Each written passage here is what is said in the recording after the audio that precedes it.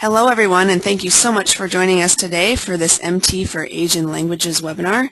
I'm Amy Ephraim, the Membership Coordinator for GALA, and I'll be moderating our session today. And with us today is Don Shin, the founder and CEO of One Stop Translation, and I'll let Don introduce himself a little bit more in just a minute.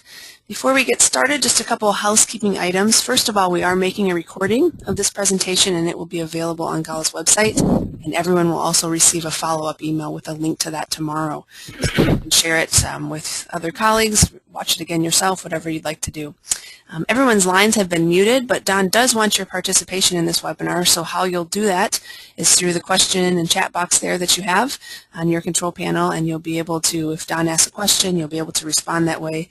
And if you have any questions for Don during the presentation, feel free to send those, and I will moderate those and ask those for you. So feel free to reach out if you have any other technical problems or questions, but otherwise I hope you enjoy the presentation, and Don, I'll turn things over to you.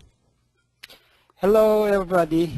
I wish everybody can hear me well. Let me introduce a little bit about me, my company, and this presentation first. First of all, our company is a one-stop translation company. It's a company that does Asian language translation for translation companies. So naturally, this is about Asian languages, and also this is most geared for our translation companies. I want to confirm that this is not for engineers. If you expected something very highly technical, that's not what I can do well. This is more also limited to Asian languages. I don't know much about other languages like European languages. And also, this is the focus for LSP's view. This is mostly for the more than technology. This is more geared for the business-wise. I want to, as a businessman and a PM's point of view, what is worthy rather than what is available. So let me start my company presentations. These days, I think most people now MT is accepted by our industry eventually. It was a few years ago that I did first my presentation regarding MT. I believe that was about 3-4 years ago. Even at that time, most people, MT was kind of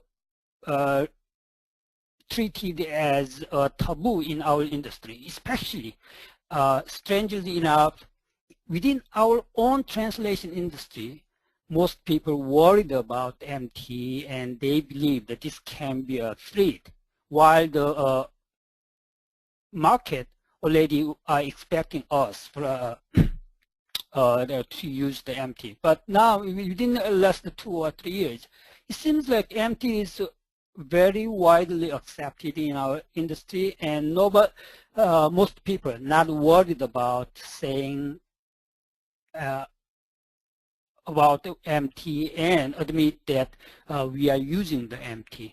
But now, another thing is, I think most people think worried about MT. So even though we talk about MT so much, but in reality, most our LSP companies doesn't have that much experience or that much options to do the MT. So this is kind of new trend, and most people worried. What should I do if our customer asks us about MT options, or what should I do not to be left behind in this trend? And also, people, if you do the see the options, this is a new industry, and still don't know where to start. Nothing seems to mature enough. So the goal of this webinar is, at the end of this one, at least, I want you to have the idea Now I know at least where I can start or what I should do for now. That's the main goal of this presentation. So I want to briefly see why MT. It's very common subject now. This is a copied presentation from Asia Online, and I have the list of the copied references at the end of this presentation. So as you can see in the presentation, the information is growing fastly, and our human translation capacity, unfortunately, are not reaching this kind of very steep curves. So MT is very natural. And also, why Asia? If you see the Asian, in MT especially, Asian language is very important. The first chart shows the top 10 languages in the internet. If you see, the second is Chinese, third is Spanish, fourth is Japanese, and Korean is also among one of the top 10.